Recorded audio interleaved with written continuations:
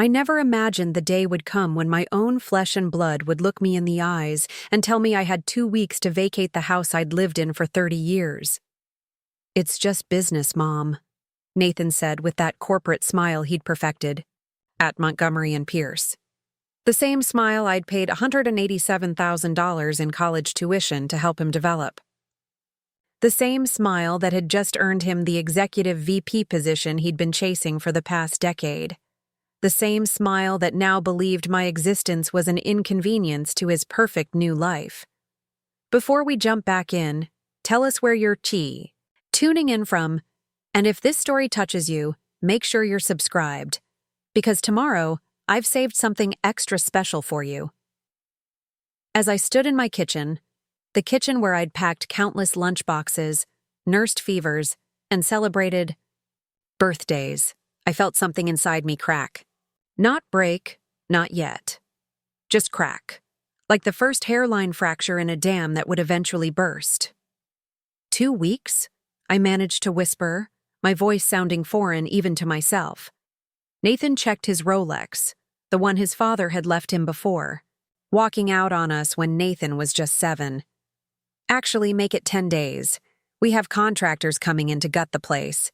It's severely outdated, Mom. You understand." I understood perfectly. What I didn't understand was how 27 years of sacrifice had culminated in this moment. My name is Diana Mercer. For most of my life, I defined myself as Nathan's mother, a title I wore with pride. When his father James walked out on us leaving nothing but debt and broken promises, I made a vow. My son would have every opportunity I never had.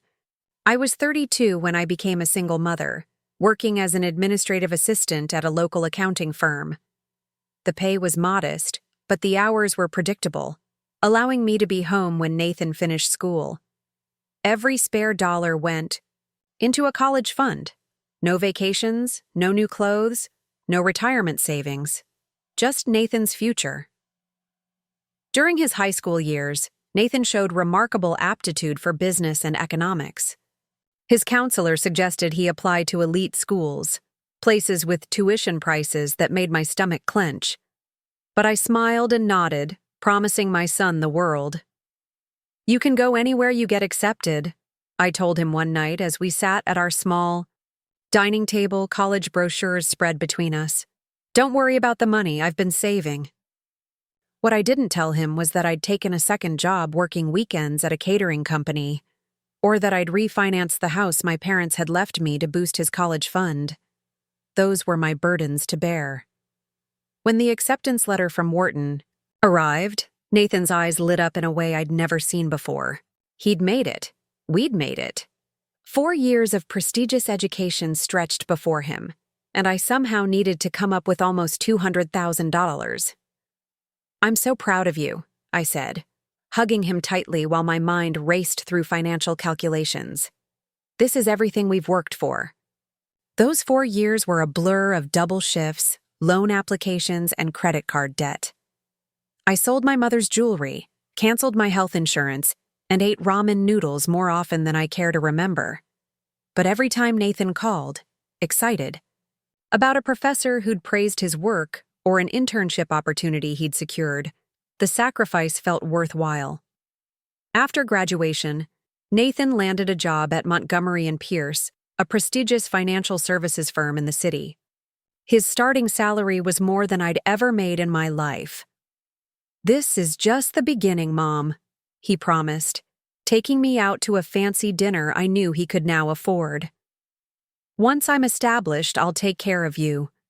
You won't have to work another day." I believed him. Why wouldn't I? He was my son, my investment, my entire world. For the first few years, Nathan would visit regularly. He'd bring expensive wine and tell stories about his colleagues and clients. He'd ask about the house, always the house. Was the roof still holding up? Had I considered updating the kitchen? The questions seemed innocent enough at the time. Then he met Elise Werner, the daughter of Montgomery and Pierce's managing partner.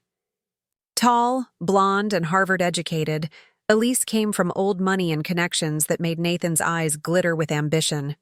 Their courtship was swift, their engagement announced over Christmas dinner at my modest home. "Diana," Elise said. She never called me anything else, certainly not Mom. "Nathan tells me this house has been in your family for generations?" "Yes," I replied, serving the apple pie I'd spent all morning baking. "My grandfather built it. It's not much, but it's home." "It's in an excellent location," she commented, exchanging a look with Nathan that I pretended not to notice. "The neighborhood has appreciated significantly." After they left that night, I found myself standing in the hallway, staring at the growth marks I'd penciled on the wall as Nathan grew from a small boy to a young man.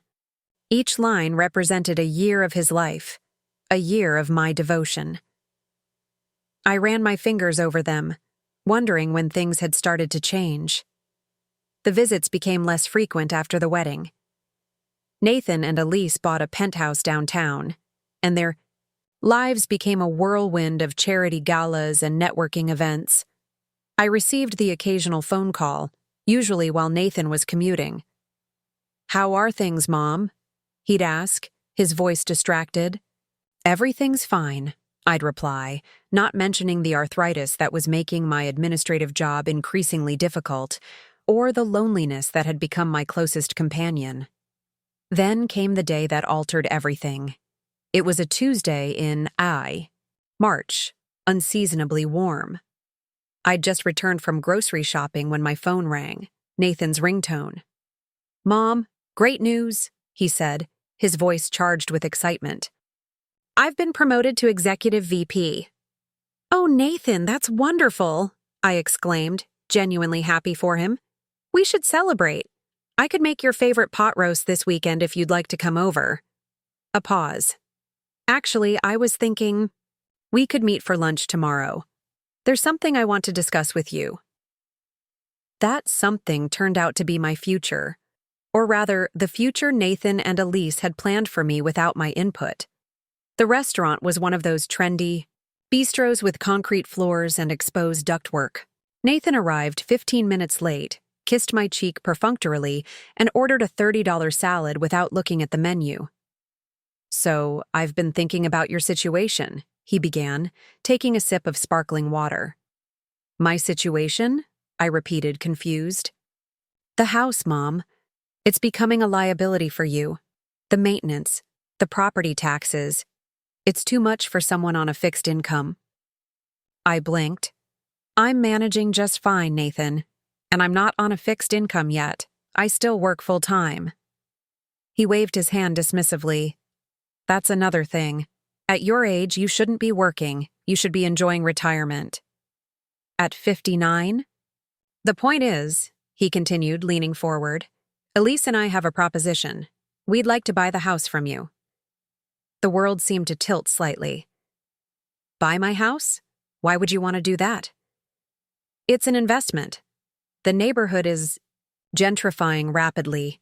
We'd renovate and either resell at a profit or use it as a rental property. Either way, it solves your problems. You can use the money to get a nice little condo, maybe in one of those senior communities." Preparing and narrating this story took us a lot of time, so if you are enjoying it, subscribe to our channel. It means a lot to us. Now back to the story. I felt a flash of indignation. "I don't need a senior community, Nathan. I need my home." His expression hardened slightly. "Mom, be practical. That house is outdated and too large for one person. The money we're offering would set you up comfortably." "How much?" I asked, though I already knew no amount would be enough. The figure he named was well below market value, insultingly so for a property in a rapidly appreciating neighborhood. "That's not even close to what the house is worth," I said quietly. Nathan sighed dramatically. "We're accounting for the extensive renovations required. Plus, we're offering cash and a quick close. No realtor fees, no waiting for buyers." Pushed my barely touched lunch away. "I need time to think about this." "Of course," he said, his corporate smile returning. Take all the time you need, but the offer expires in a week. I spent that week in a daze, wandering through the rooms of my home, touching door frames and windowsills, remembering the life I'd built there. Every corner held memories. Nathan's first steps in the living room, homework sessions at the kitchen table, the Christmas mornings when I'd managed to scrape together enough for one special gift. On the 7th day, Nathan called. "Have you made a decision?" he asked without preamble. "I have," I replied steadily. "I'm not selling." The silence that followed was thick with tension. "That's disappointing," he finally said, his voice cold. "I thought you'd be more reasonable." "Reasonable?" I repeated. "Nathan, this is my home. I raised you here. Your father left us with nothing, and I worked myself to the bone to keep this roof over our heads and to give you opportunities." "Here we go again," he cut in. The martyr routine. "You know what, Mom? Parents are supposed to provide for their children. That's the job you signed up for. I didn't ask to be born." His words struck me like physical blows. "I never said you did, but I hoped that, after everything, you'd show some consideration for what I want." "What you want is to live in the past," he snapped. "Well, fine. Stay in your outdated house. But don't expect any help from me when the plumbing fails or the roof starts leaking." I hung up, tears streaming down my face, my hands shaking.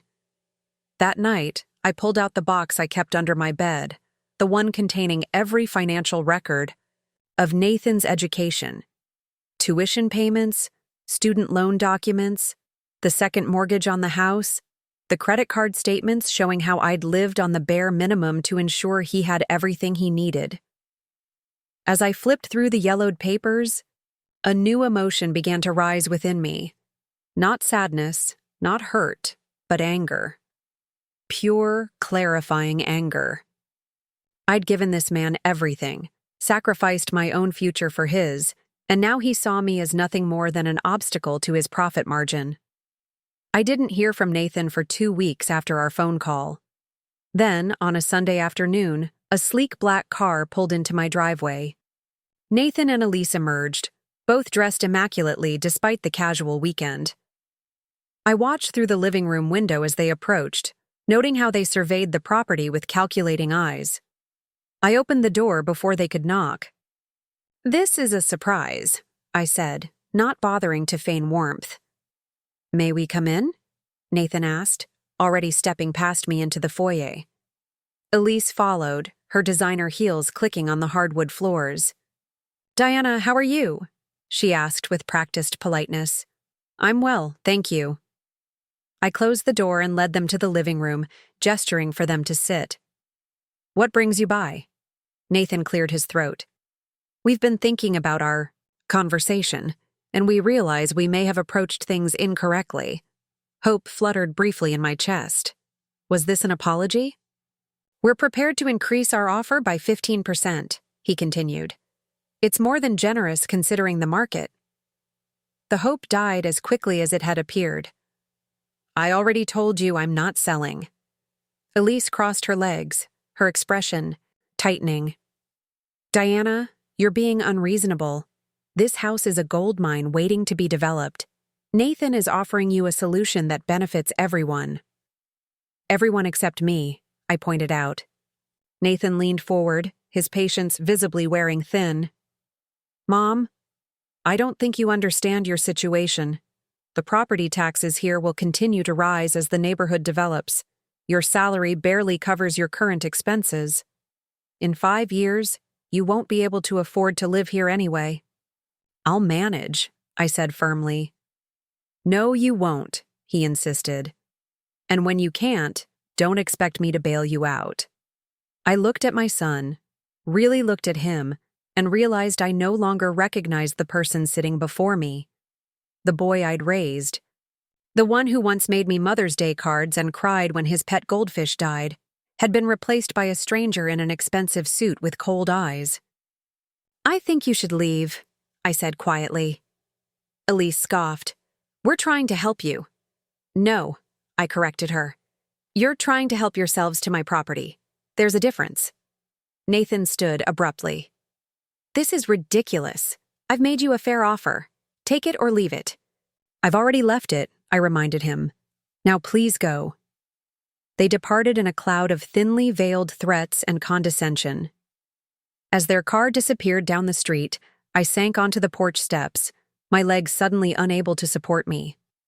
The magnitude of what had just happened, of what my son had become, crashed over me in waves of grief. But beneath the grief, something else was stirring, a resolve I hadn't felt in years. A determination not just to survive this betrayal, but to reclaim the self I'd surrendered to motherhood decades ago. That night, I did something I hadn't done since Nathan was a baby. I cried myself to sleep. But when I woke the next morning, I felt different. Lighter somehow, as if the tears had washed away not just my sorrow, but also the illusions I'd clung to about my son and our relationship. I called in sick to work for the first time in 3 years, made myself a cup of strong coffee, and sat at my kitchen table with a notepad. At the top, I wrote, Diana's new life. What happened next would change everything, not just for me, but for Nathan too. Because while he might have forgotten who paid for his college degree, I was about to remind him in ways he'd never expect. The morning light streamed through my kitchen window as I stared at the notepad before me. Diana's new life seemed both terrifying and exhilarating, like standing at the edge of a cliff with no idea what waited below. I'd spent nearly 3 decades defining myself through Nathan, his needs, his accomplishments, his future. Now I needed to rediscover who Diana Mercer was when she wasn't just someone's mother. My first call was to Vivian Chen, my supervisor at Hartwell Accounting. I'd been avoiding this conversation for months, ashamed to admit that my worsening arthritis made 8 hours of typing increasingly unbearable. I've been expecting this call, Vivian said after I explained my situation. You know, we've been wanting to create a training position for new hires. Someone with your experience would be perfect. Fewer hours, less typing, similar pay. The relief that flooded through me was immediate. Are you serious? Diana, you've been with us for 20 years. Did you really think we'd just let you go? Come in tomorrow, and we'll discuss the details. One burden lifted. Next, I called Sarah Rodriguez, my closest friend since our children attended preschool together. Unlike me, Sarah had managed to maintain her identity outside of motherhood. She'd built a successful real estate business while raising 2 daughters as a single mother. That entitled little, she began after I recounted my confrontation with Nathan. I know, I interrupted, not wanting to hear someone else criticize my son, even if he deserved it. But I need advice, not anger. Sarah went quiet for a moment. You want practical steps? First, secure all your financial documents. Second, get a proper valuation on the house. Third, talk to an attorney about protecting your assets. And fourth, most importantly, remember who you are beyond being Nathan's mother. That afternoon, I drove to Oak Ridge Community College, where I'd abandoned an associate's degree in accounting 25 years earlier when Nathan's father left. The academic advisor seemed surprised when I inquired about completing my degree. You're only 4 classes short, she said, reviewing my ancient transcript. With your work experience, you could finish by the end of the year and sit for the, bookkeeper certification exam. I registered for evening classes on the spot, a strange excitement bubbling in my chest. As I walked back to my car, my phone buzzed with a text from Nathan. Elise and I have been discussing our offer. Call me when you're ready to be reasonable. I deleted the message without responding. The next few weeks passed in a whirlwind of activity. My new position at Hartwell gave me more flexibility and less physical strain. My evening classes challenged my mind in ways it hadn't been stretched in decades. I joined a water aerobics class at the community center. Gentle enough for my arthritis, but invigorating enough to help me shed the first few pounds I'd gained after years of neglecting my health. Sarah connected me with Marcus Hernandez, a home inspector who owed her a favor. He spent a thorough afternoon examining every inch of my house. Structurally, this place is rock solid, he declared, closing his toolkit. Original hardwood floors. In excellent condition, copper plumbing. They don't build them like this anymore. Your roof has about 5 years left, and the electrical could use some updating, but nothing critical. What would you say it's worth? I asked, holding my breath. He named a figure nearly double what Nathan had offered. In this neighborhood? With the current market? You'd have multiple offers within days, probably over asking price. Armed. With this information, I scheduled an appointment with Patricia Winters, an attorney Sarah recommended. Patricia specialized in estate planning and elder law, though I flinched at the word elder being applied to me at 59. So your son wants to buy your house at half its market value, Patricia summarized after I explained the situation. And you're concerned he might take more aggressive steps when you refuse. I nodded, ashamed to admit my fears about my own child. He has his father's temper, and his wife comes from money and influence. I'm worried they might try to claim I'm incapable of making decisions for myself or managing the property. Patricia's expression hardened. Unfortunately, I've seen similar situations. Adult children get impatient waiting for their inheritance. But there are ways to protect yourself. We spent 2 hours discussing options. Updating my will, creating a living trust, documenting my mental and physical health with my doctor, ensuring my finances were organized and separate from Nathan's. By the end of our meeting, I felt more secure, yet deeply saddened that such precautions were necessary against my only child. As I was leaving, Patricia paused. Diana, there's something else you should consider. You mentioned that you helped pay for your son's education? Helped is an understatement, I replied. I covered almost everything. Tuition, housing, books, even spending money. She tapped her pen thoughtfully against her desk. Did you document these as loans or as gifts? The question caught me off guard. I'm not sure. I never explicitly called them loans. I always assumed he'd help me in my later years if I needed it. That seemed like the unspoken agreement. Do you have records of these payments? Bank statements? Canceled checks? Withdrawal slips? I nodded. Everything. I keep meticulous records. Bring them to our next appointment, she said. While they may not constitute legally binding loans without proper documentation, they establish a pattern of financial support that could be relevant if things escalate. On my way home, I stopped at Riverside Park, a small green space near my house where I used to take Nathan to play. I sat on a bench, watching children chase each other around the playground while their parents looked on, just as I had done too, decades earlier. I wondered if those parents were making the same mistake I had, pouring so much of themselves into their children that nothing remained when the children no longer needed them. Or was I the anomaly? Was Nathan's ingratitude the exception rather than the rule? My phone buzzed again, Nathan calling this time, not texting. I let it go to voicemail. Whatever pressure he wanted to apply could wait. Today was about reclaiming my life, not defending it to him. When I arrived home, there was a sleek black Lexus parked in my driveway, Elise's car. My heart sank. I'd deliberately ignored Nathan's attempts to contact me, and now they'd come to confront me directly. Again. I found Elise sitting on my porch swing, tapping away at her phone.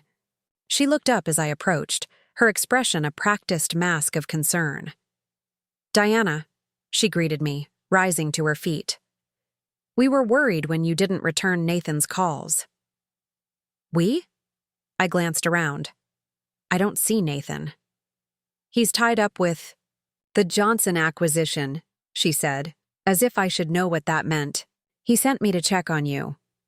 How thoughtful, I replied, not bothering to hide my skepticism, but as you can see, I'm perfectly fine.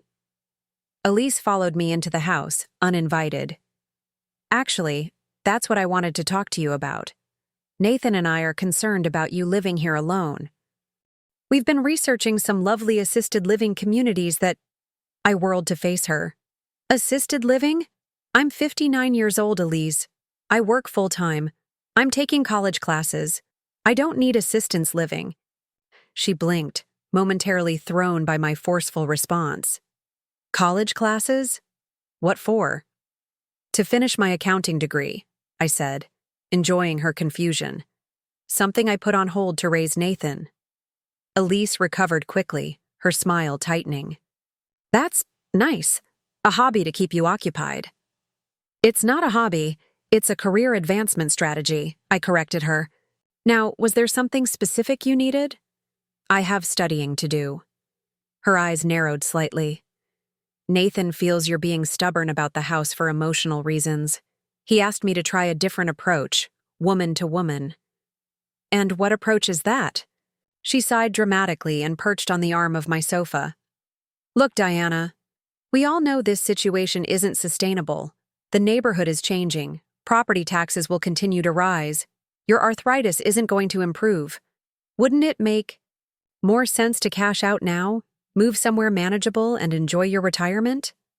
"I'm not retiring," I said flatly, "and this house is perfectly manageable." Elise's facade of concern slipped slightly. "You're being unrealistic. Nathan is trying to help you avoid a crisis down the road." "Nathan," I said carefully, "is trying to profit from the home I've maintained for 30 years. Let's not pretend this is about my welfare." "That's unfair," she protested, though her eyes betrayed her. "He cares about your future." "If that were true," I replied, "he would have visited more than twice in the past year. He would know about my promotion at work. He would have offered to help with home repairs instead of using them as leverage to undervalue my property." Elise stood, her patience clearly wearing thin. "I can see this conversation isn't productive, but Diana, you should know, Nathan and I are prepared to take more decisive action if necessary. For your own good, of course." The threat hung in the air between us. I felt a chill despite the warm spring day. "I think you should leave now," I said quietly. After she departed, I sat at my kitchen table, hands trembling slightly. More decisive action. What did that mean? I thought of my appointment with Patricia, the precautions we'd discussed. Had I been paranoid or prescient? That evening, I pulled out the box of Nathan's educational expenses and began organizing them chronologically. Tuition payments, housing costs, book fees, meal plans. The numbers were staggering when viewed all at once. Almost $200,000 over. 4 years, not including the interest I was still paying on some of the loans I'd taken out. I created a spreadsheet, documenting every payment with meticulous detail. Dates, amounts, sources of funds, remaining balances on loans. By midnight, I had a complete financial history of my sacrifice for Nathan's education, a sacrifice he had apparently forgotten or chosen to ignore. As I was filing everything away, a small envelope fell from between 2 folders. Inside was a handwritten note from Nathan during his sophomore year. "Mom, I don't know how to thank you enough for everything you're doing to keep me at Wharton. I promise I'll make it worth every penny someday. You're investing in our future, and I won't let you down. Love, Nathan."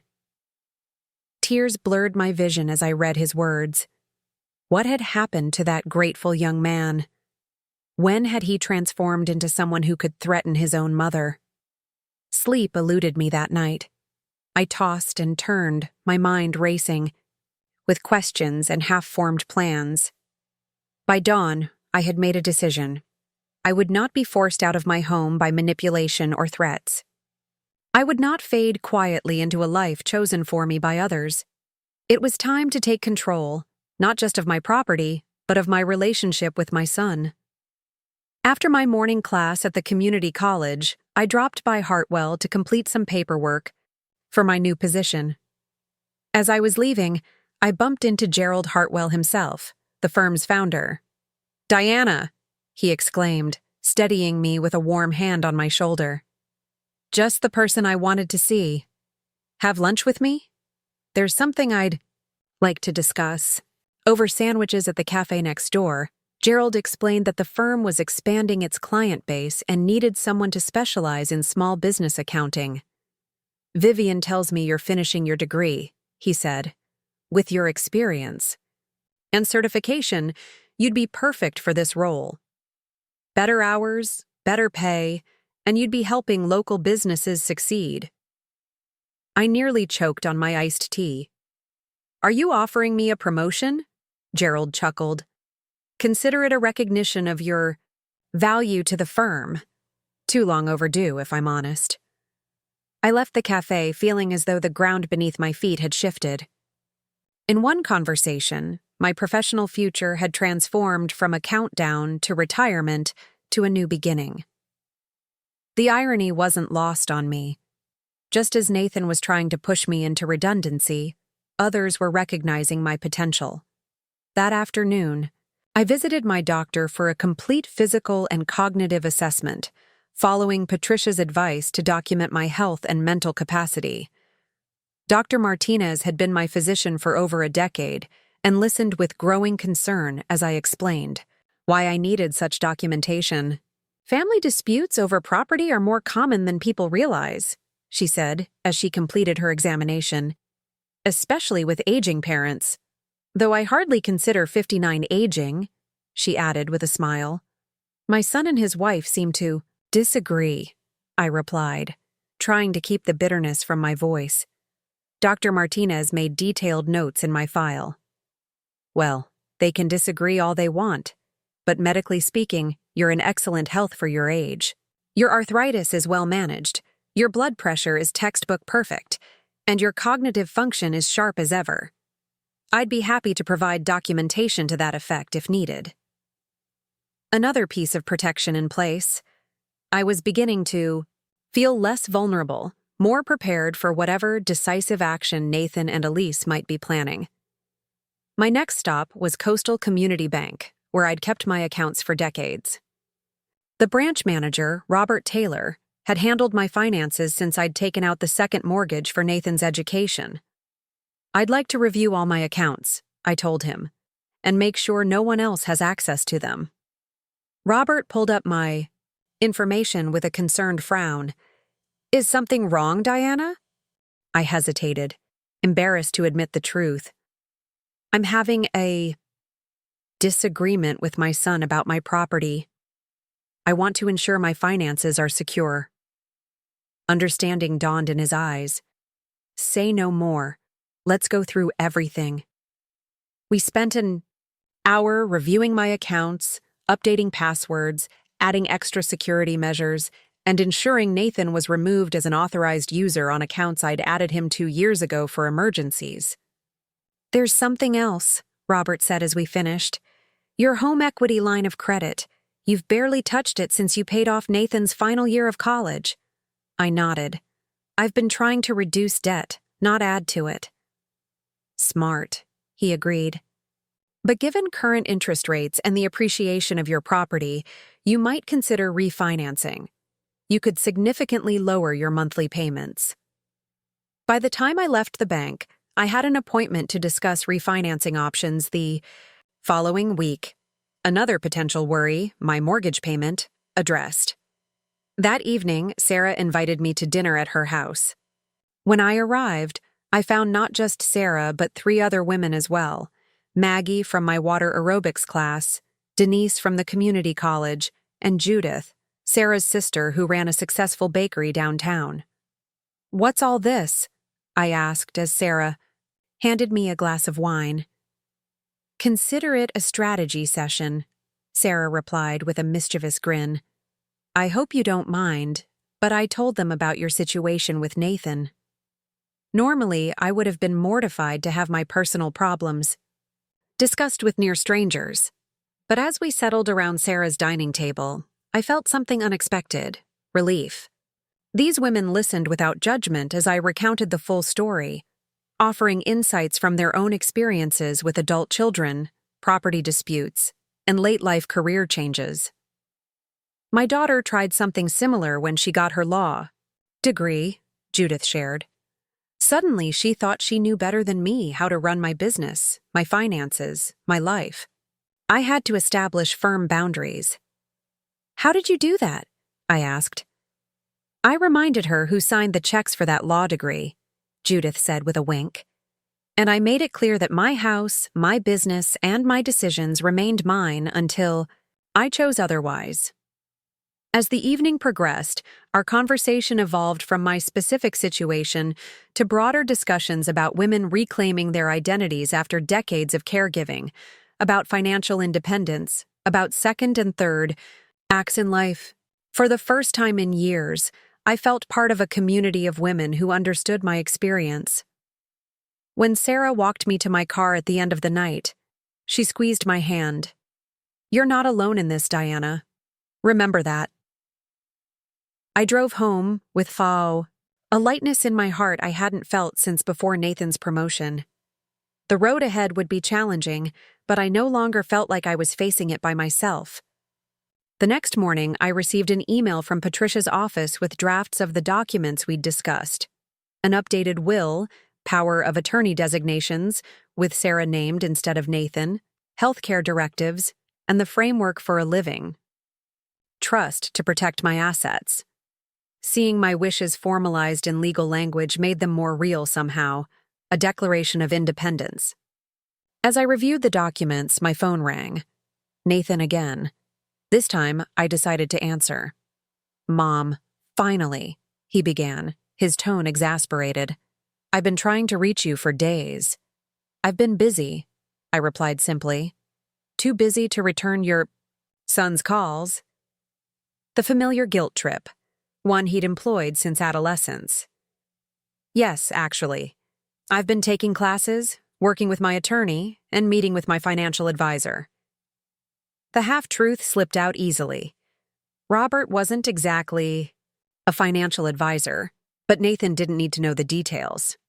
Attorney? Financial advisor? He sounded genuinely surprised. What for? To protect my interests, I said, just as you and Elise are protecting yours. A pause. Is this about Elise's visit? She was just trying to help. By threatening? More decisive action if I don't comply with your demands? That's not help, Nathan. That's coercion. Another pause, longer this time. She shouldn't have said that. We're concerned, that's all. This house is too much for you.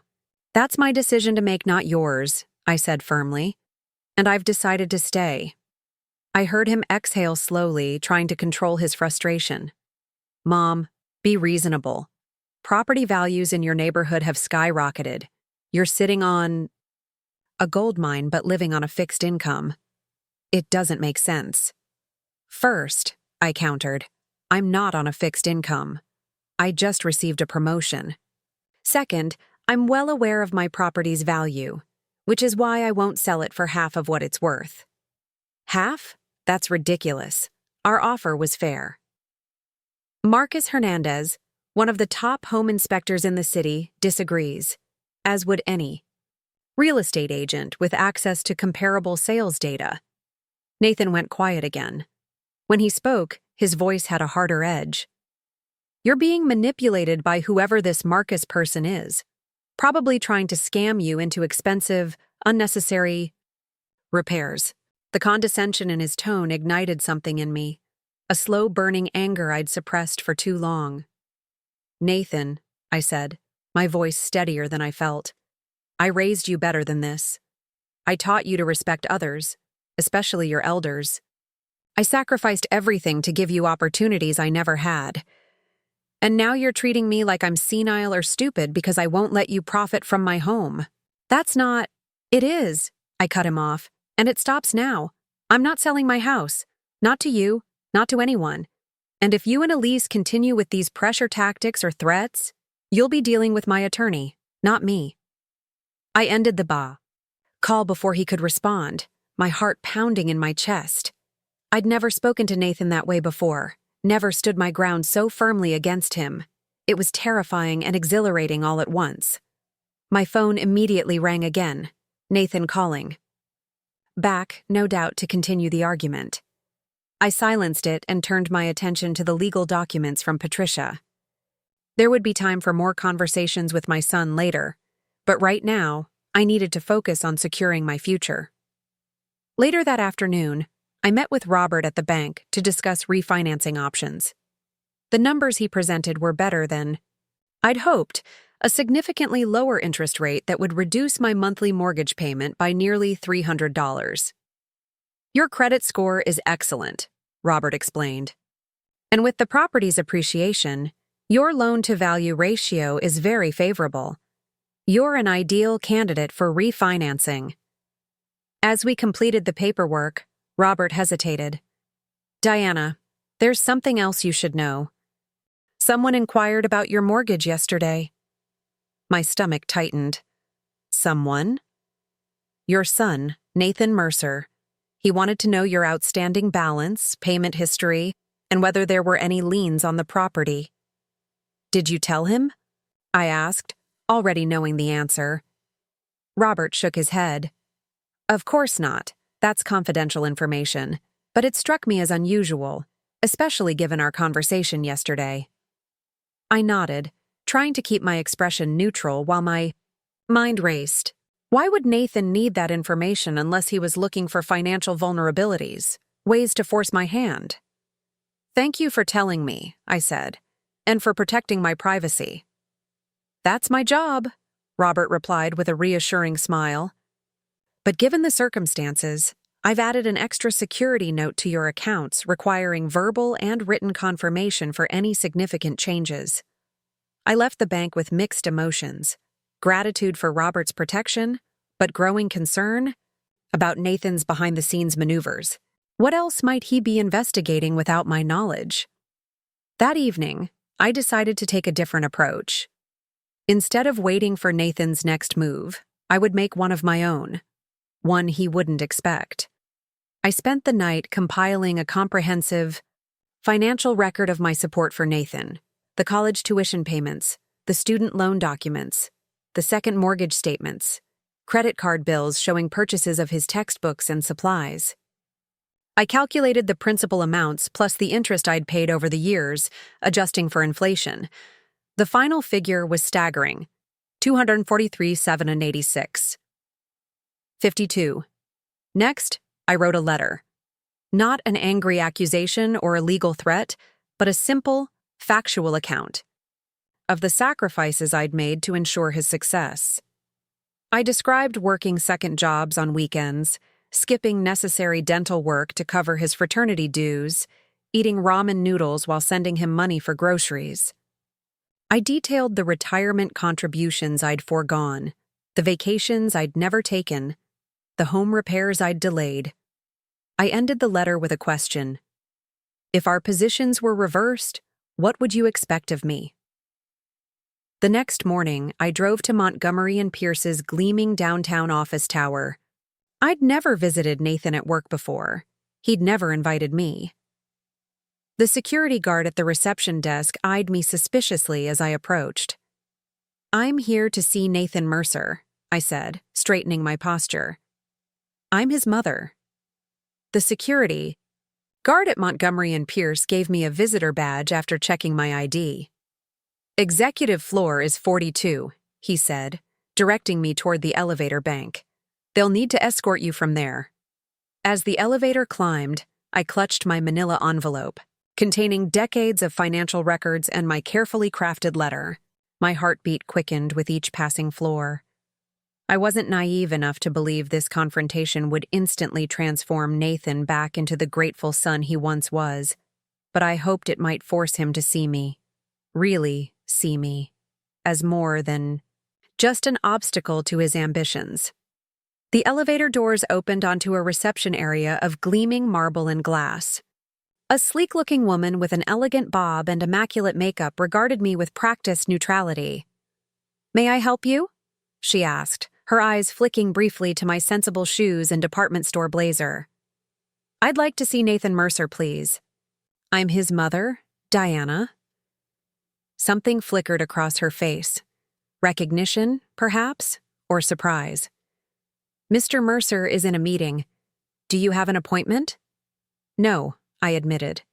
"But I won't take much of his time." She hesitated. "I'll see if he's available shortly. Please have a seat."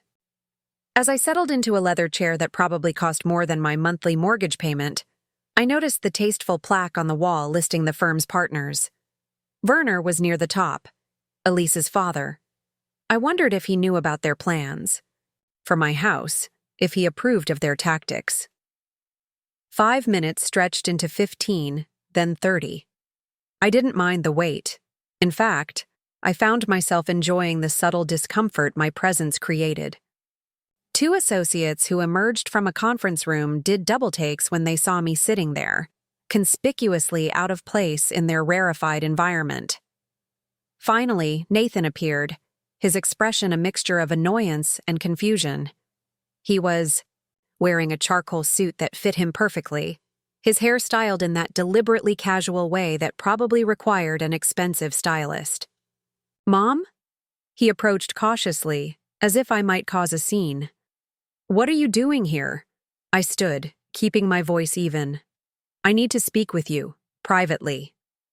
He glanced around, clearly calculating the professional cost of refusing his mother, in front of colleagues. "Fine. 10 minutes. Nathan led me to a small conference room, closing the door behind us. He didn't offer me a seat or ask if I wanted water. The Nathan who had once been attentive to such courtesies, who had learned them from me, was nowhere to be found. "This is completely inappropriate," he said as soon as the door closed. "You can't just show up at my workplace." "You left me no choice," I replied. "You don't return my calls. You send Elise to threaten me, and you're investigating my finances behind my back." His eyes widened slightly at the last accusation. "That's... Robert Taylor at Coastal Bank told me you were asking questions about..." "My mortgage," I interrupted. "Don't bother denying it." Nathan's expression hardened. "I was trying to understand your financial situation so we could make a fair offer. That's all." "No," I said firmly. "You were looking for leverage, a way to force me to sell." "But that's not happening, Nathan." He sighed dramatically, glancing at his watch. "Mom, I don't have time for this. Some of us have actual jobs with responsibilities." The dismissal stung, but I refused to show it. Instead, I placed the manila envelope on the conference table and pushed it toward him. "What's this?" he asked, not touching it.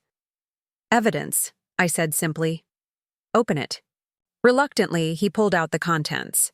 Spreadsheets detailing every payment I'd made toward his education, copies of loan documents in my name, statements showing interest payments I was still making, and finally, my letter. "What am I supposed to do with this?" he asked, barely glancing at the papers. "Read it," I said. "Especially the letter." Nathan rolled his eyes but picked up the letter. I watched his face as he skimmed it, impatient at first, then increasingly uncomfortable, as my words sank in. When he reached the final paragraph, his jaw tightened almost imperceptibly. "So, this is your strategy?" he said finally, dropping the letter onto the table. "Emotional manipulation? Making me feel guilty for your choices?" They weren't just choices, Nathan. They were sacrifices. Sacrifices I made willingly because I believed in you. Because I thought we had an unspoken agreement. I would give you every opportunity, and when I needed support later in life, you would be there for me. "I never asked you to make those sacrifices," he said, his voice rising slightly. "And I never promised to take care of you forever in return." "You're right," I conceded. "You never explicitly promised. But you accepted every dollar, every opportunity, every advantage without hesitation. And now you want to take my home, too. For your own good," he exploded, momentarily forgetting we were in his workplace. He lowered his voice. "You can't afford to maintain that house long term. Property taxes in that neighborhood have tripled in the last decade. It's fiscally irresponsible to stay. My finances are not your concern, I said calmly.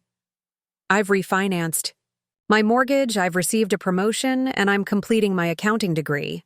I am perfectly capable of managing my own life. Nathan blinked, clearly surprised by this information. You're finishing your degree? At your age? Yes, Nathan. People over 50 are still capable of learning and growing. Surprising. I know. He had the decency to look slightly embarrassed. That's not what I meant. It doesn't matter what you meant, I said, gathering the papers and returning them to the envelope. What matters is that you understand one thing. I will not be pressured, manipulated, or threatened out of my home. Not by you, not by Elise, not by anyone. I stood to leave but paused at the door. One more thing. If you or Elise make any further attempts to interfere with my finances or question my competence, I will not hesitate to take legal action, including a claim for repayment of these educational expenses. I tapped the envelope. Patricia Winters is handling my affairs now. You can direct any future communications through her. The mention of an attorney, especially one as well-respected as Patricia, clearly rattled him. You're suing your own son? I hope it doesn't come to that, I said honestly, but I will protect myself if necessary. The choice is yours. I left him sitting there, staring at the envelope. As I walked back through the reception area, I noticed several curious glances from Nathan's colleagues. Good. Let them wonder. Let them see that Nathan Mercer's mother wasn't some doddering old woman to be managed and manipulated. The elevator ride down felt different somehow, lighter, as if I'd shed a burden I'd been carrying for years. The burden of expectation, perhaps, or the burden of believing that my worth as a person was tied to Nathan's approval. Outside, the spring sunshine felt warmer than it had that morning. I pulled out my phone to check the time and saw 3 missed calls from Sarah. I called her back immediately. Diana, she answered on the first ring. Where have you been? I've been trying to reach you. Making a delivery to Nathan's office, I replied, unable to keep the satisfaction from my voice. What's up? You're never going to believe this, Sarah said excitedly. Remember how I mentioned your situation to Judith? Well, she told her friend who works at the Chamber of Commerce, who mentioned it to Gerald Hartwell at some networking event. Sarah, I interrupted, what are you talking about? Gerald Hartwell is looking for office space for the firm's expansion. He's interested in the Westlake building. You know, that gorgeous Art Deco place they renovated last year. Okay. Cool, I said, not following her excitement. Diana, the Westlake building is owned by Montgomery and Pierce's real estate investment arm, Nathan's division. I stopped walking. What? Gerald is meeting with them this afternoon to discuss terms. Nathan's name is on the meeting roster as the lead negotiator. The pieces clicked together suddenly. Nathan's recent promotion, his sudden interest in my property, the pressure to sell quickly. It wasn't just about flipping my house for profit. It was about consolidating properties in my neighborhood for a larger development deal, possibly with Hartwell Accounting as an anchor tenant. Sarah, you're amazing, I breathed. This changes everything. What are you going to do? I'm not sure yet, I admitted. But knowing this gives me leverage I didn't have before. That evening, I spread a local map across my dining table, marking my property and those surrounding it. My house sat on a corner lot, prime real estate for any development project. If Montgomery and Pierce wanted to consolidate the block for commercial development, my refusal to sell would be a significant obstacle. I was contemplating this when my doorbell rang. I half expected to find Nathan or Elise, ready for another confrontation. Instead, Gerald Hartwell stood on my porch, holding a bottle of wine. Gerald, I exclaimed, what brings you here? His weathered face broke into a warm smile. I hope you don't mind the unannounced visit. Sarah gave me your address. May I? Come in. I led him to the living room, curious about this unexpected visit. Gerald settled onto my sofa, looking around appreciatively. "Beautiful home," he commented. "Craftsman style, isn't it? They don't build them like this anymore." "Thank you," I said, pouring us each a glass of the wine he'd brought. "It needs some updates, but the bones are solid." Gerald nodded, his expression turning more serious. "Diana, I had an interesting meeting today. With your son." "So I heard," I replied carefully. Gerald's eyebrows shot up. "News travels fast. Yes, Montgomery and Pierce is trying to lease us space in the Westlake building. It's a good location, fair terms. But during the meeting, something odd happened. Nathan seemed distracted, kept checking his phone. Then he excused himself right in the middle of our discussion." I smiled slightly, wondering if my visit had anything to do with Nathan's unusual behavior. "Afterward," Gerald continued, "I overheard him, in the hallway, arguing with someone named Elise about a property deal falling through, about needing to find another angle with someone stubborn." My smile faded. That would be me, the stubborn one. Gerald nodded slowly. "I suspected as much, based on what Sarah hinted. They want your property, don't they? For some larger development." "It appears so," I confirmed, though Nathan presented it as concern for my welfare, worrying about a poor old woman struggling to maintain her home. Gerald snorted. "You're one of the most capable people I know, Diana, and far from old." He hesitated, then added, "Which brings me to the real reason for my visit. I have a proposition for you." He explained that Hartwell Accounting had been looking to expand beyond their current office space. The Westlake location was appealing, but not ideal. What they really wanted was something central, but with character. Something that reflected the firm's values of stability and tradition. "This neighborhood would be perfect," Gerald said, gesturing around my living room. "Close to downtown, but not in the middle of the high-rise district. Accessible to clients. Beautiful mature trees." I saw where he was heading. "You want to buy my house for your office?" Gerald chuckled. "Not exactly. I want to explore converting this block, or part of it, into a mixed-use development.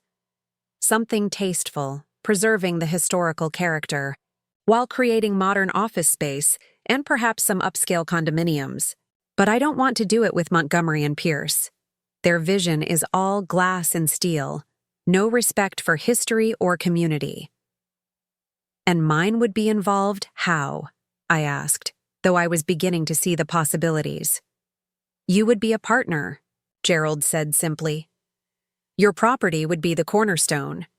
We'd work with a developer who specializes in historical preservation.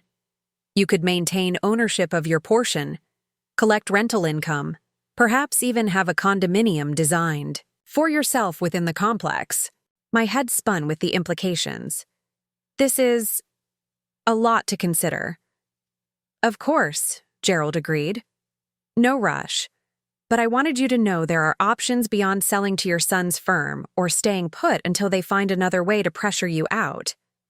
After Gerald left, I sat for a long time in my darkening living room, turning over his proposition in my mind.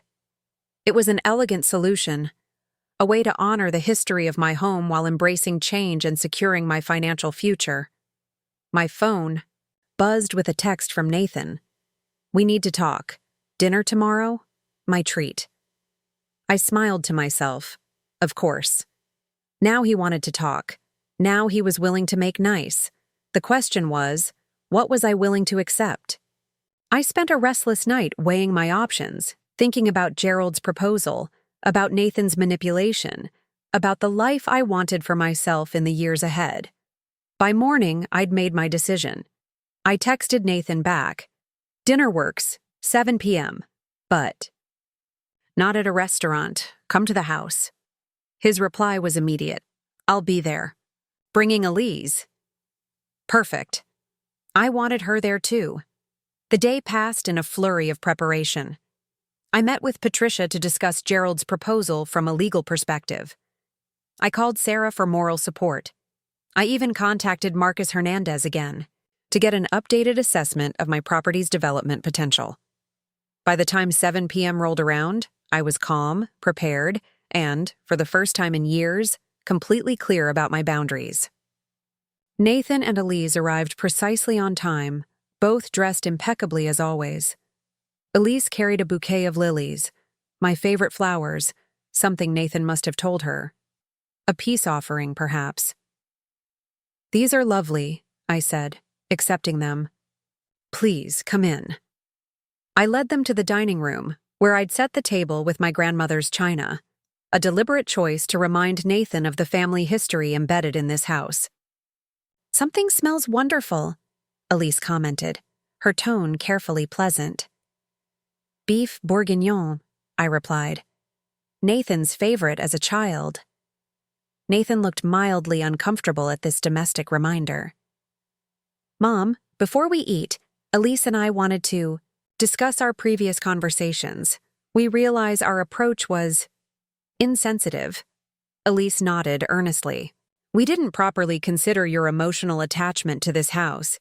We were focused on the practical aspects." I served the dinner I'd spent all afternoon preparing, saying nothing as they continued their rehearsed apology. Only when we were all seated with full plates did I speak. "Nathan, Elise, I appreciate the gesture. But let's be honest with each other. This isn't about my emotional attachment to the house.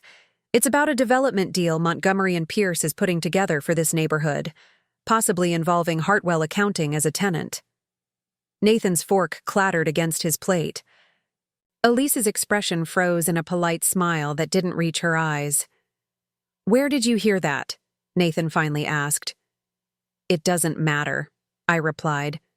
"What matters is that you weren't honest with me. You presented your offer as concern for my welfare when it was really about corporate profit."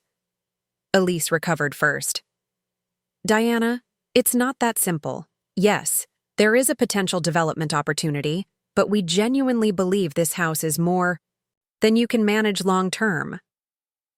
"That's not your decision to make," I said firmly. "And if you'd approached me honestly from the beginning, as a business proposition rather than a manipulation, we might have found common ground." Nathan put down his fork. "Fine, you're right. I should have been upfront about the development potential.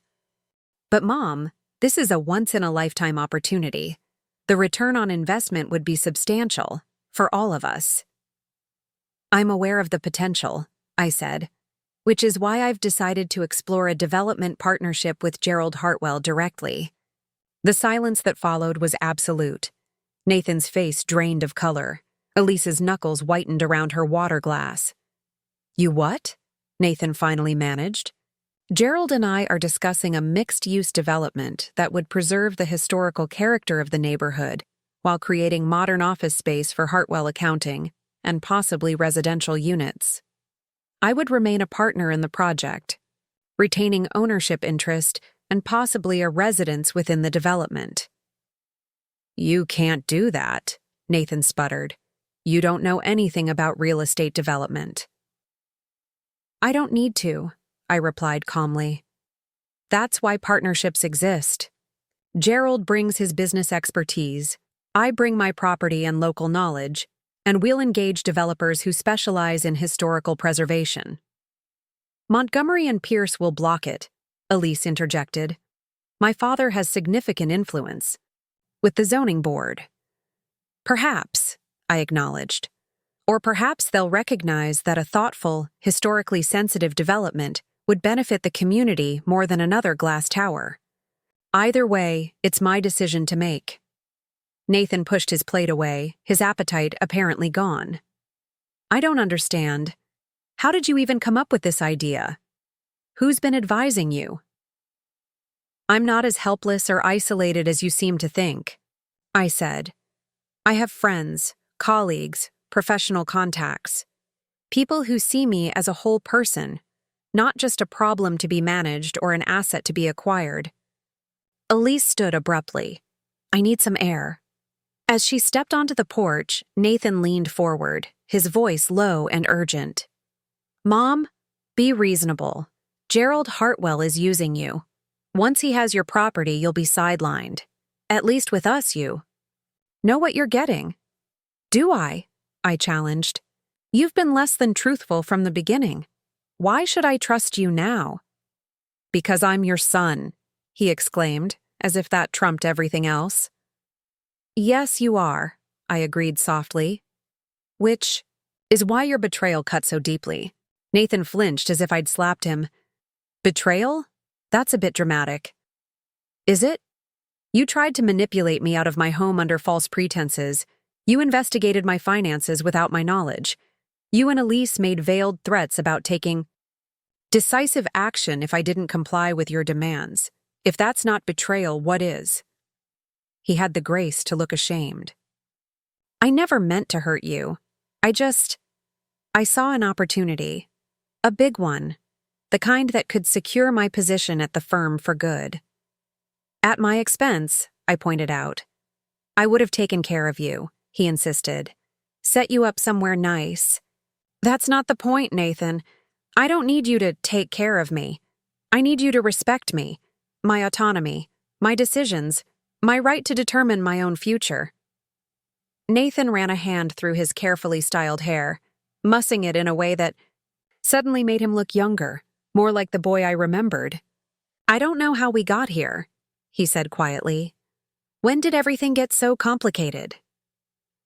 When you decided your ambition was more important than our relationship, I answered honestly. When you started seeing me as an obstacle rather than your mother. Elise returned from the porch, her composure restored. Nathan, we should go. We have that dinner with the Braxtons at 9.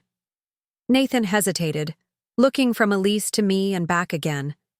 For a moment, I thought he might stay, might choose to continue our conversation. But then he stood. Right. The Braxtons. As they prepared to leave, I retrieved a small box from the living room cabinet. Before you go, Nathan, I want you to have this. He took the box cautiously. Inside was the handwritten note he'd sent me during his sophomore year, the one promising to make my sacrifices worthwhile someday. I found this while going through your college expenses, I explained. I thought you might want a reminder of who you were then, who I still believe you can be. Nathan stared at the note, his expression unreadable. Without a word, he tucked it into his pocket and followed Elise out the door. After they left, I cleared the barely touched dinner and washed the dishes, feeling strangely peaceful. I had said my piece. I had stood my ground.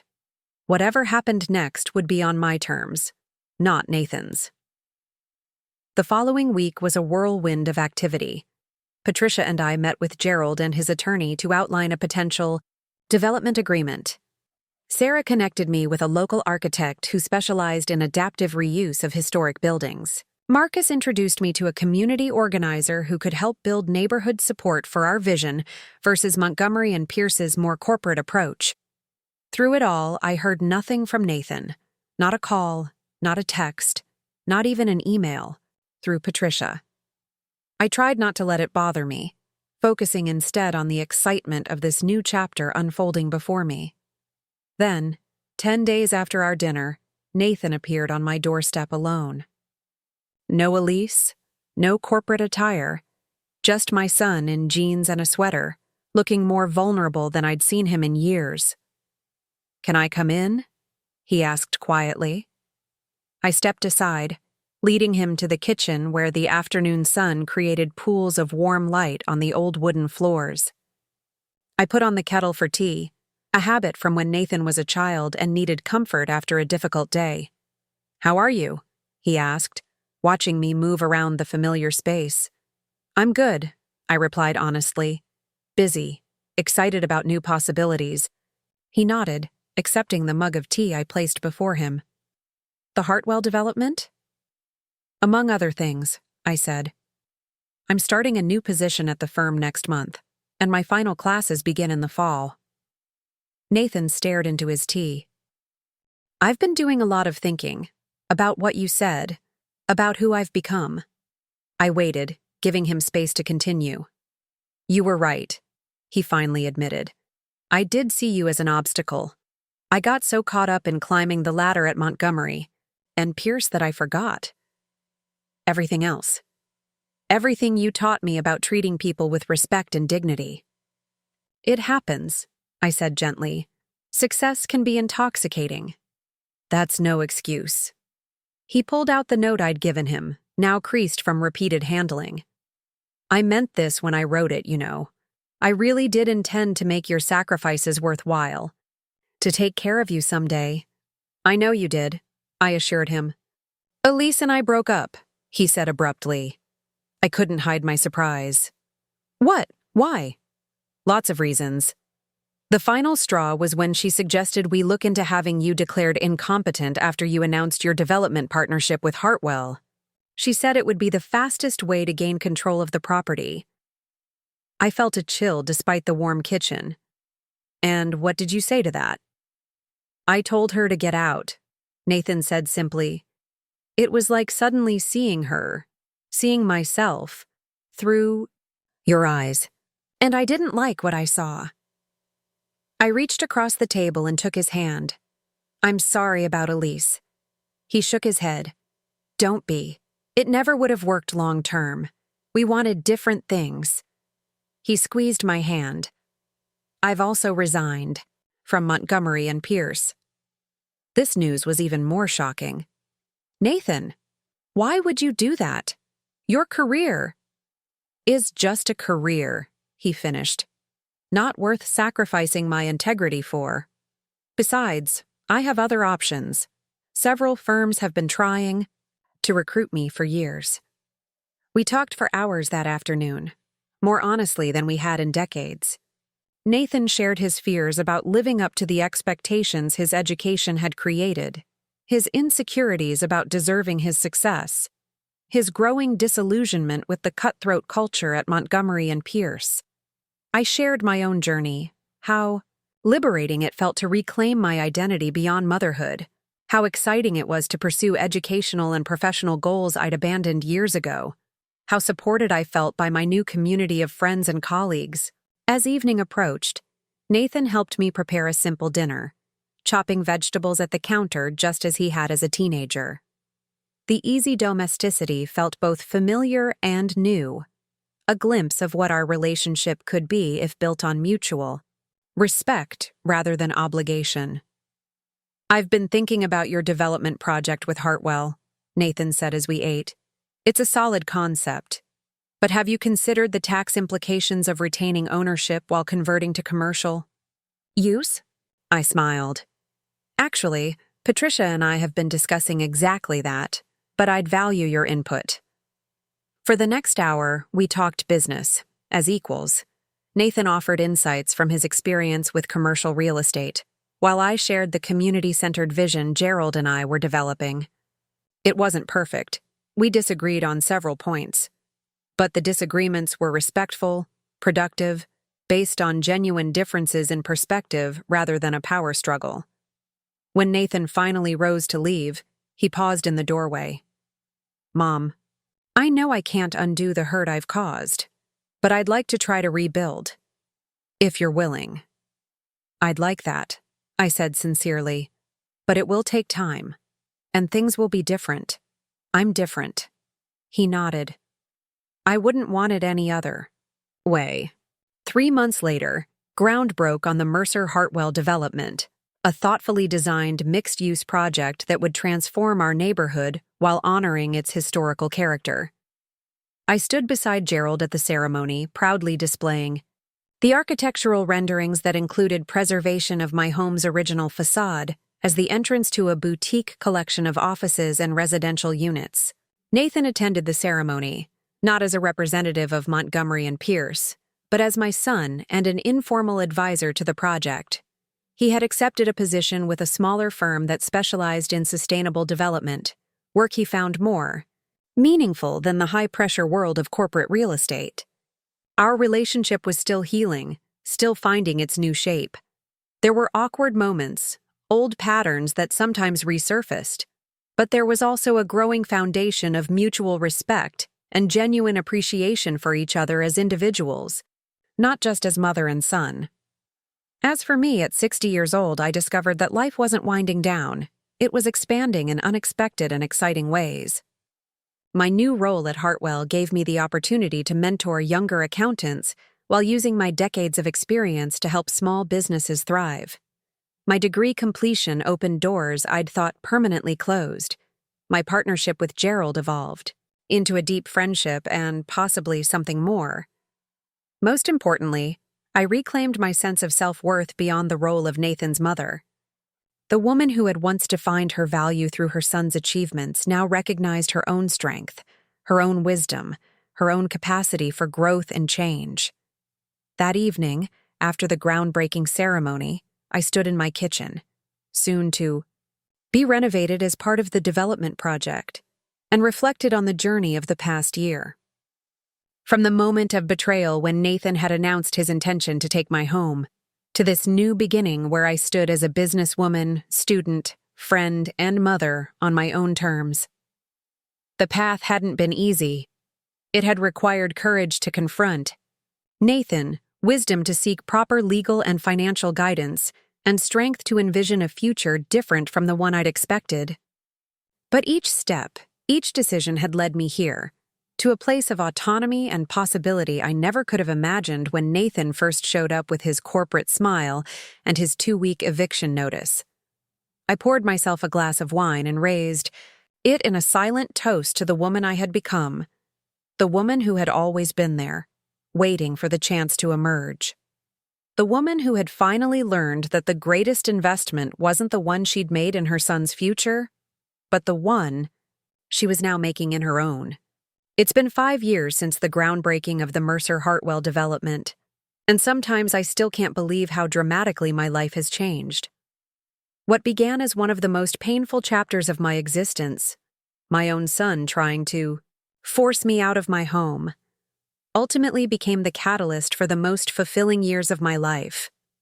The development project exceeded everyone's expectations. By preserving the historical character of the neighborhood while creating modern, functional spaces, we created something truly special. My home's facade, with its distinctive craftsman details, now serves as the elegant entrance to a boutique collection of professional offices, with 6 luxury condominiums occupying the upper floors. I live in one of them, a beautiful 2-bedroom unit with a private rooftop garden where I grow herbs and flowers, something I never had time for in my previous life. The financial success has been remarkable as well. As a primary stakeholder, I receive quarterly distributions that far exceed what I would have earned selling to Nathan and Elise. The irony isn't lost on me. Their scheme to acquire my property cheaply ended up making me more financially secure than I ever dreamed possible. After decades of stretching every dollar, I now have more than enough for myself and to help others. But the material benefits pale in comparison to the personal transformation I've experienced.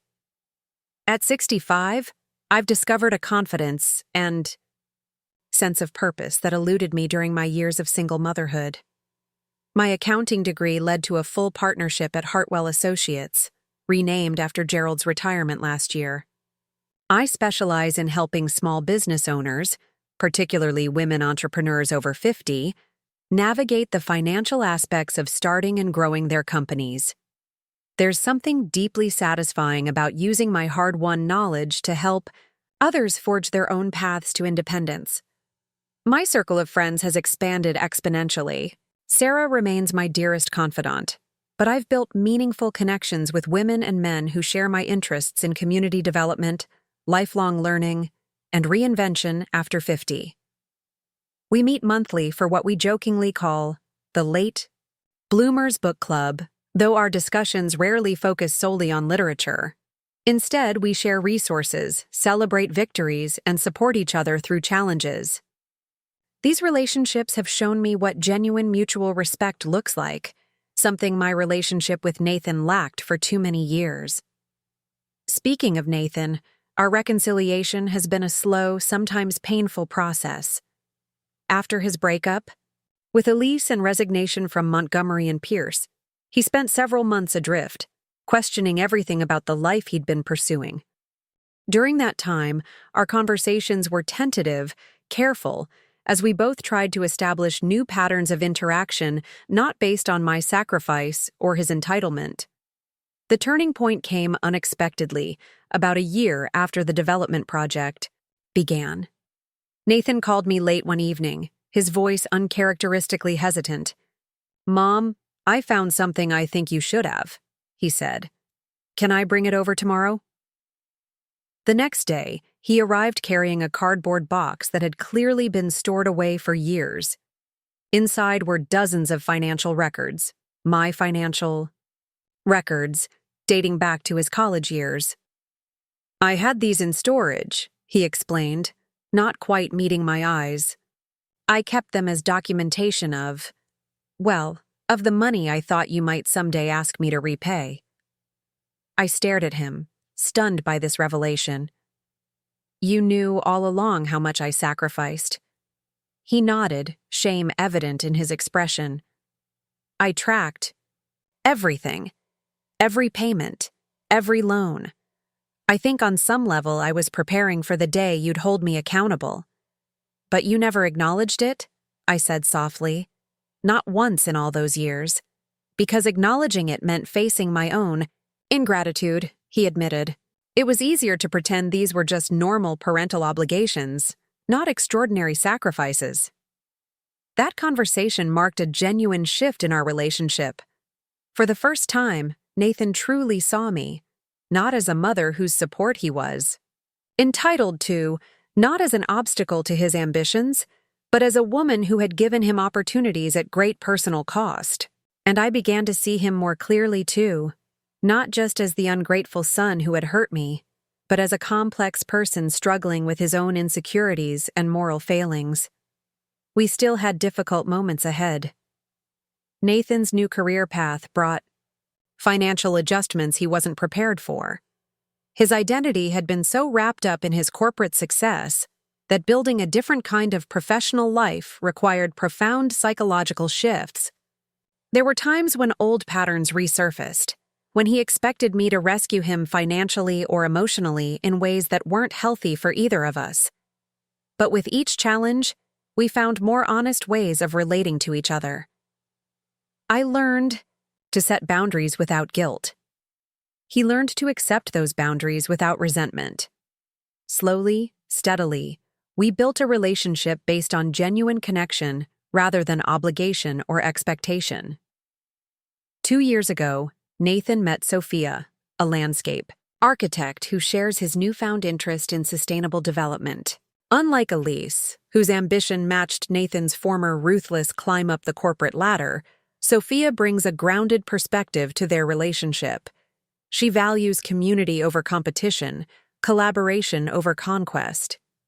Watching them together, I see glimpses of the thoughtful boy Nathan once was, before ambition hardened him.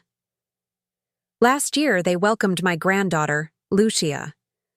Holding her for the first time, I felt a circle closing, but not in the way I once imagined. In the past, I might have seen my grandchild as the ultimate reward for my maternal sacrifices, proof that everything had been worthwhile. But that perspective would have perpetuated the unhealthy dynamics that nearly destroyed my relationship with Nathan. Instead, I see Lucia as her own person, not an extension of my identity or validation of my choices. I want to be part of her life, but I have no desire to define myself through her achievements the way I once did with Nathan. My worth now comes from within, from the life I've built for myself, not from my role as mother or grandmother. This shift in perspective has been perhaps the most profound aspect of my journey.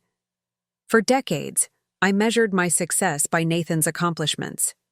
Every achievement of his felt like validation of my sacrifices. Every failure felt like evidence of my inadequacy. Now I recognize how unhealthy that mindset was, for both of us.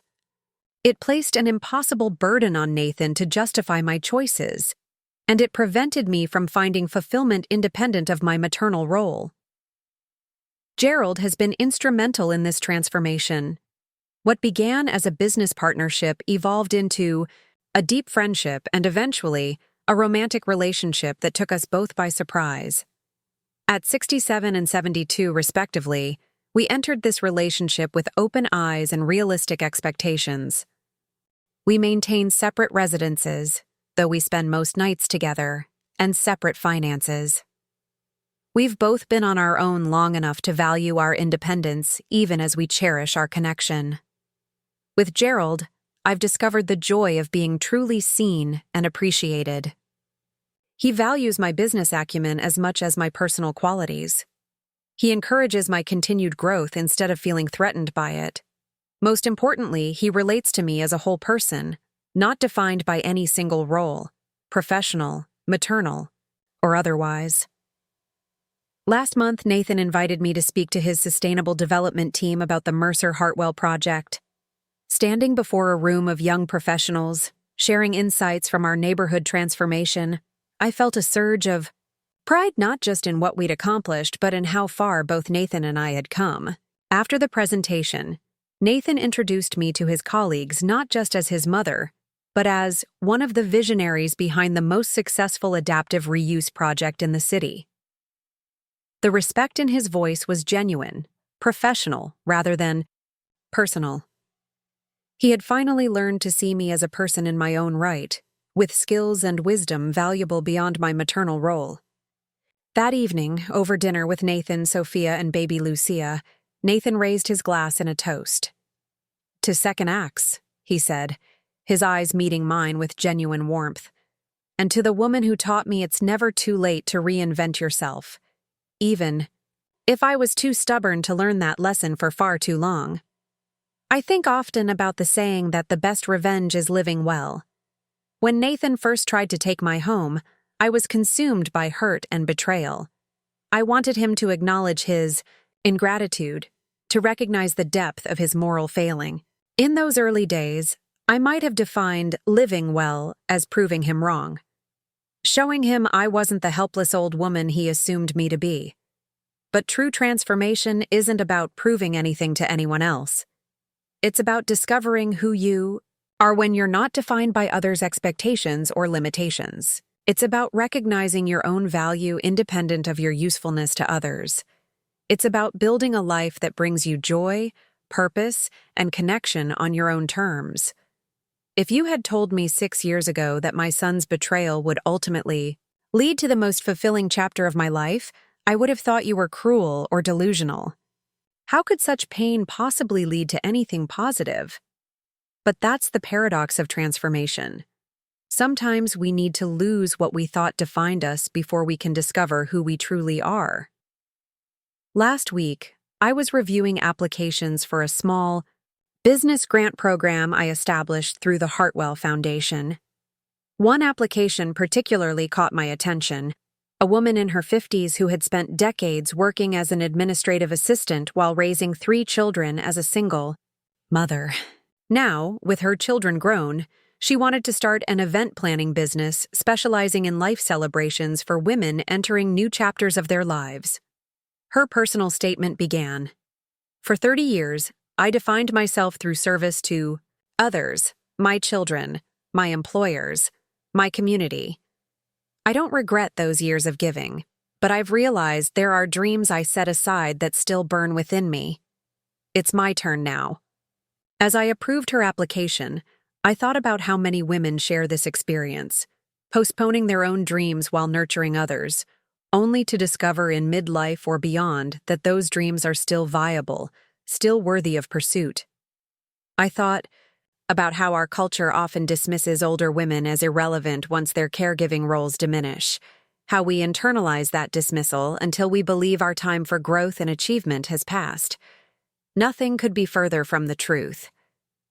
My own experience proves that our later years can be not just a continuation, but a culmination, a time when our accumulated wisdom, resilience, and self-knowledge allow us to create lives of unprecedented authenticity and fulfillment. When Nathan tried to push me out of my home, he saw only my age, not my potential. He assumed my story was ending just as his was ascending. He couldn't imagine that at 59, I was capable of transformation innovation, and growth.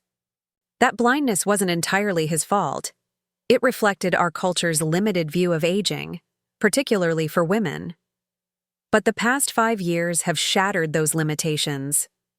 I've built a successful business partnership, completed my education, developed new professional skills, formed meaningful friendships, found love, and created a foundation to help others follow similar paths. None of this would have happened if I had accepted Nathan's narrative about who I was and what I deserved. There's a plaque in my office that reads, "The question isn't who is going to let me, it's who is going to stop me." For too many years, I waited for permission, from Nathan, from society, from some external validation, to pursue my own dreams. Now I understand that the only permission I ever needed was my own. If my story offers any wisdom, it's this. It's never too late to reclaim your power. It's never too late to remember who you were before the world told you who you should be. It's never too late to stand firmly in your own worth and say, "This is my life, and I will live it on my terms." Nathan forgot who paid for his college degree, but in doing so, he inadvertently gave me the most valuable education of all. He taught me that my worth was never dependent on his recognition. That lesson, painful as it was to learn, has made all the difference. Up next, you've got 2 more standout stories right on your screen. If this one hit the mark, you won't want to pass these up. Just click and check them out.